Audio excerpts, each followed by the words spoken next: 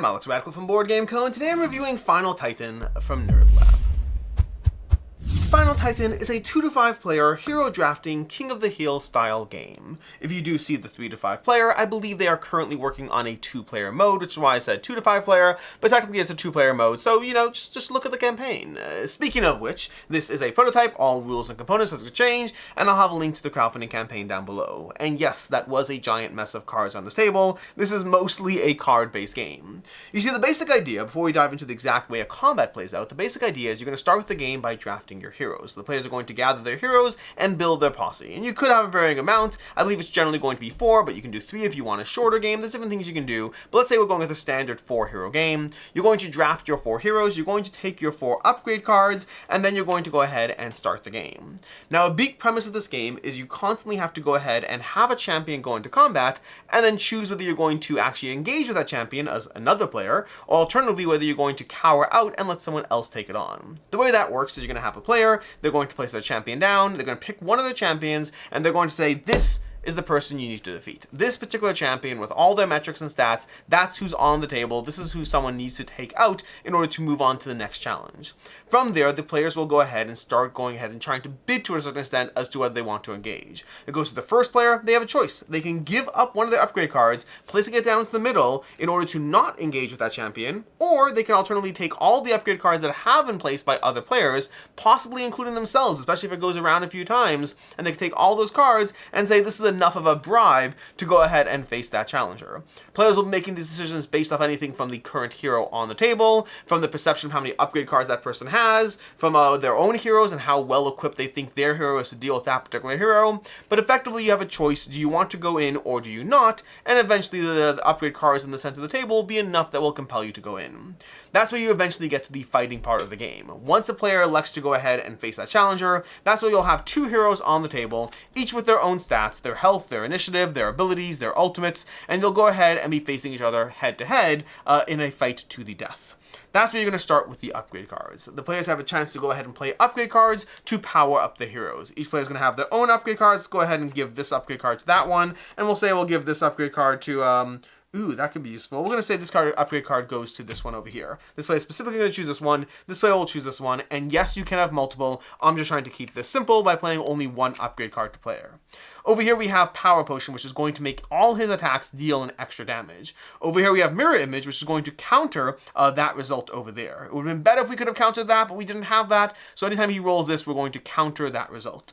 And then from there, you're just going to start rolling. You're going to look at the player with the highest initiative. In this case, the Cursed Pirate has 6 to the Ugly Ducklings 1. And you're going to go ahead and roll a die.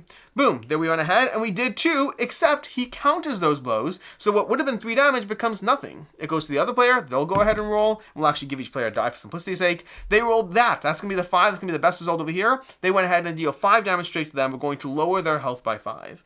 Players are going to be going back and forth doing this until the combat resolves. Back to this player. They roll. Oh, they got their upgrade token. They're going to charge their upgrade, and they also get to roll again. If you get this twice, you'll unleash your ultimate form, but the first time you get it, you also get a free reroll. They get this, and they unleash their ultimate form. Now their attacks have drain, which means going forward for the rest of this combat, they're in their ultimate form, and their attacks have drain, which means they're going to be stealing health from the other player. Hopefully they can survive that long. Back to this player, they roll, and they got that one over there, another 5. Wow, they are dishing out the blows over here, which is not great, but we do have drain over here, which makes us significantly easier if we can actually get, oh my gosh, that was the best result possible. We get 2, we did this result, which is over here is going to be 2 damage, which is also going to be 3 damage, which is going to heal ourselves, so we take 3 damage, but it also has roll again. You can go ahead and roll again when you get that result.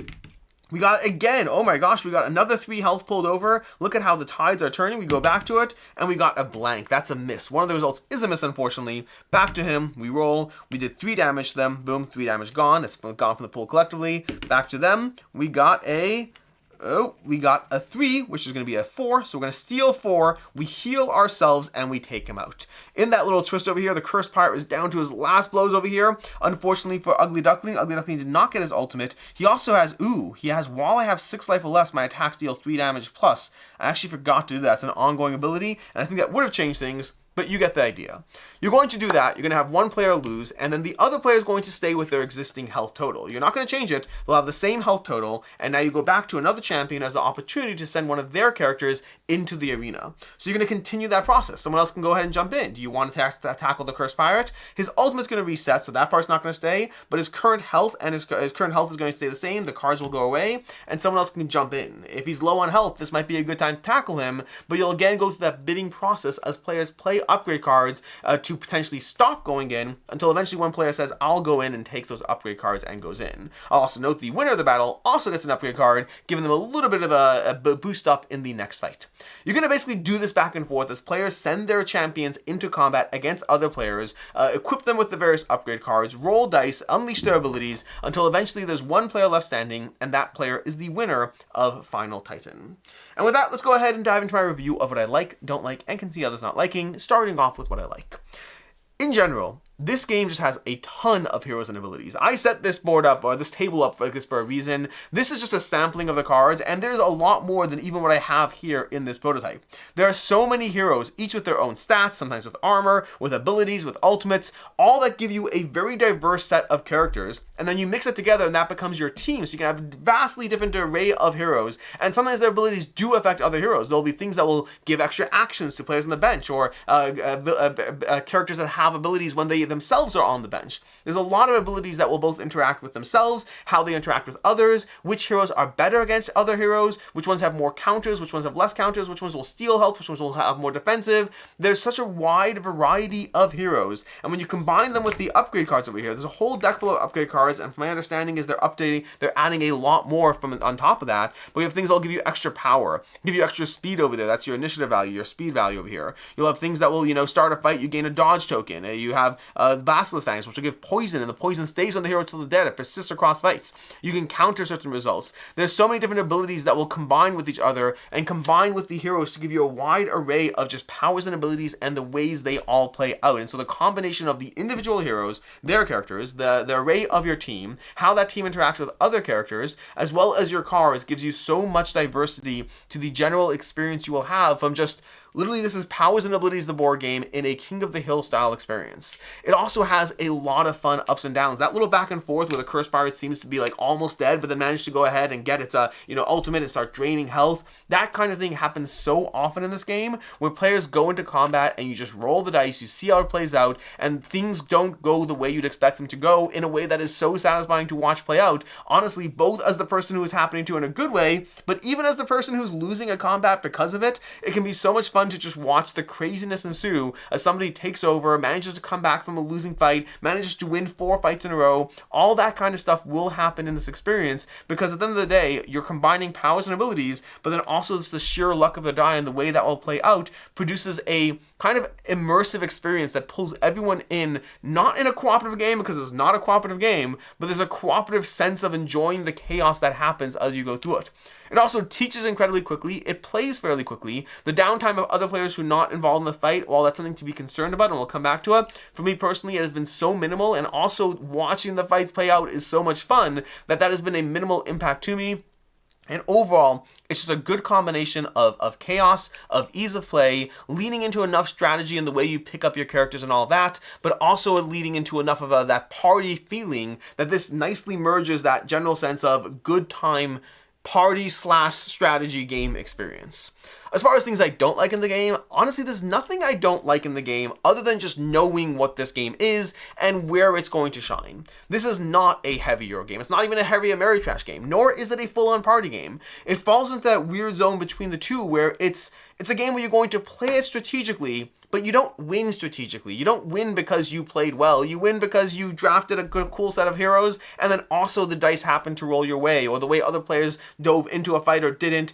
It doesn't, like when I win this game, I don't feel like I did amazingly well. And when I lose this game, I don't feel like I played poorly. I do feel like I make strategic choices, and I do feel I walk into it with that goal, and I do try to combo my team together in a way that will play off each other. But again, when I win or when I lose, I don't feel it's because of how well I played. There's too much just chaos, dice rolling, lack of decision making in the overall experience once you've drafted your heroes, that for me, it's more of that, this is a fun time that I'm going to have with my friends, and I do like diving into different combinations to see how it all plays out. But it's not about not liking any aspect of the game. It's just knowing where this game is. It's not going to be a full strategy game. It's not going to be a full party game. It's trying to straddle that line somewhere in the middle, but doing a pretty good job of it. As far as I can see others not liking, there are a few more things in that category. First of all, there is low decision space once you draft your heroes. Not no decision space, you are choosing what upgrade cards to play, when to go in or out of a fight, and those decisions do absolutely matter. But it is true that for the most part, you are drafting your heroes, then you choose which upgrade cards to play, and you choose when to go in and out of a fight. That's the entire decision space. Outside of that, it almost plays like an auto battler where you're just rolling dice until eventually it resolves and one player is left standing. So it is lower on the decision space, which might be something that you don't enjoy. For me, it goes in the category of just knowing what the game is. But if you don't like that style of game, if you want your games to have more going for it, in terms of the how many decisions you're making, this is definitely on that lower side. And also, it's pure chaos. For me, this is a plus in the way it resolves. Again, I have had so much fun winning and losing things that I thought were sure losses or sure wins, and it going the opposite direction. I've had complete fun as a complete bystander, watching things just play out in complete chaos. But if you don't like that, this is not a game for you. You can have the best plans. You can walk into that final fight with 3 heroes against a person's last remaining hero, and you have 3 extra upgrade cards and they don't, and the way it all plays out, you can still end up losing because sometimes they get their ultimate on turn 2, you don't get yours at all, theirs perfectly matches against yours, they get that upgrade card, it now goes against you, and suddenly they have an extra armor which is going to negate what you're doing. This is very much a game about chaos, which I like, but that doesn't mean that you will. As far as final thoughts on Final Titan, this is an interesting one for me because when I first heard about this game, when I first heard about it from Nerd Lab, I was like, ooh, drafting heroes, it sounds so fun, exciting, I like powers and abilities, I know that. And then I read the rulebook, and I wasn't as intrigued after the rulebook. I was much more worried this is going to be a game where players are left not playing half the time, and that the decision space felt way too light. The initial premise, cool cards, great art, powers and abilities, all of that had me hooked until I learnt what the cycle was like, and I was far less interested. And then I played it. And after playing it, I was far more interested in. Something about this experience works. I don't know fully what it is. I'm mindful of the fact that even as I'm teaching the game, I'm like, I don't know if this will sound as compelling as the actual experience is. It doesn't mean it will be a game for everyone, but this very much is such a fun experience of just watching a hodgepodge of abilities play out while still feeling that sense of control over how you build your team and how you try to make the magic happen. And then whether or not that magic actually happens or not is a totally different conversation, but it's fun to go through that entire process from the drafting, to the playing, to deciding the upgrade cards, and to winning or losing the experience. Overall, I've had a lot of fun with this. You do have to know, again, what the limitations of the game are in general, because it is falling into that weird line. This is going to be specifically, you don't want a party game, you don't want a strategy game, but you do want to have a good time, whether it's the main event or a filler to end the night. Either way, I've really enjoyed Final Titan. To me, I'm going to give it a 4 out of 5. As far as other game recommendations, definitely check out King of Tokyo for a game that kind of leans into that kind of experience, that chaos, that dice rolling, just the King of the Hill style vibes of it. It's an oldie but a goodie and worth checking out. And then also check out Challengers if you want to check out a full auto battler experience. This isn't really a full auto battler, it has touches of it, but if you want to see how something like that plays out, check out Challengers for an auto battler card game. In any case, until next time, I'm Alex Radcliffe from Board Game Co. I hope you found this video helpful, and as always, I hope you have a good one.